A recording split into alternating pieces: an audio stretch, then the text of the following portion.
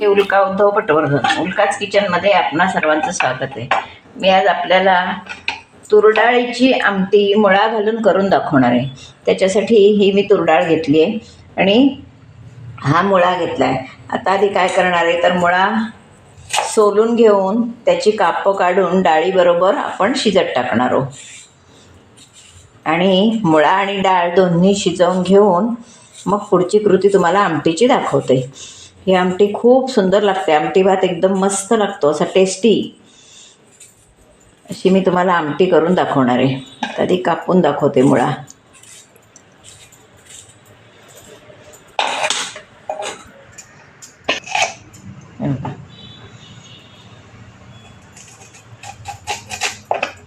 असे काप काढायचे. लहान मोठे कसेही काढा, छान लागतात. जसं आपण वांगं घालतो आमटीत आणि बटाटा घालतो, अन्य कसल्या दोडक्याच्या वगैरे फोडी घालतो, तशाच ह्या फोडी घालून आमटी खूप सुंदर होते. ती आज मी तुम्हाला करून दाखवते. एकदम रुचकर अशी आमटी होते. चिंचगुळाची आमटी आणि ती सुंदरच होते. मी तुरडाळीत चिंचगुळ घातला की पित्त कमी होतं असं म्हणणं आहे डॉक्टरांचं.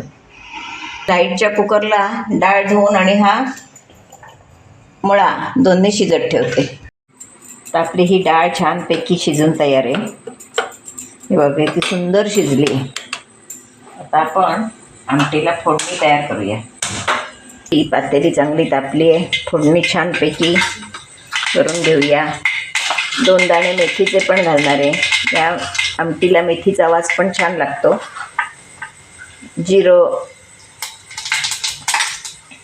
त्यानंतर हिंग, मुळ्याच्या फोडी टाकूया ज्या आपण वाफवून घेतल्या त्या.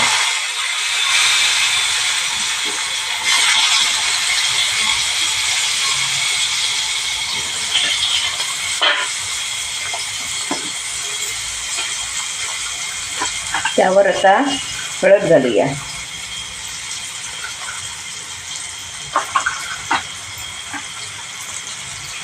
ते पण चांगलं ढवळून घेऊया. थोडी शिजलेली आहेत त्याच्यामुळे आता काही प्रश्न नाही. आता फक्त आपण फोडणीला टाकायचं सगळं. त्यावर मी तिखट टाकते.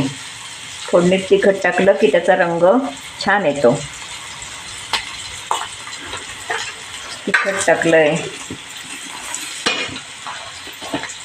गोडा मसाला टाकणार आहे.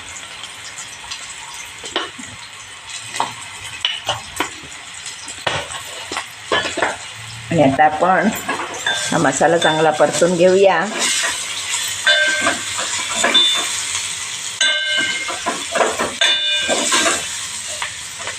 आणि त्यावर डाळ घालूया शिजलेली. चांगली आपण घाटून घेतली आहे ती डाळ घालूया.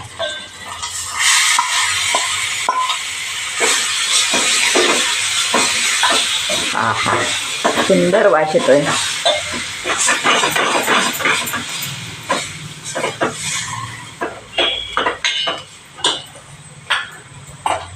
पाणी घालायचं. आपल्याला जेवढी आमटी घट्ट पातळ कशी हवी असेल त्या मानानं पाणी घालायचं.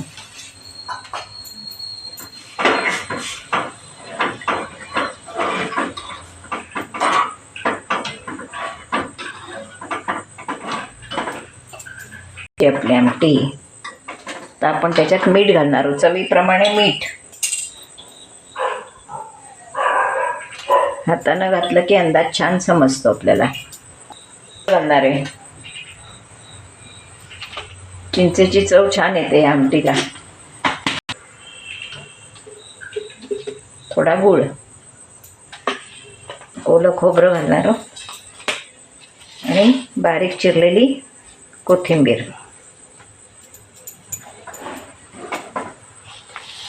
अशी आपली आमटी तयार आहे. आता छानपैकी उकळली की आमटी तयार. किती सुंदर आमटी झाली आहे ती.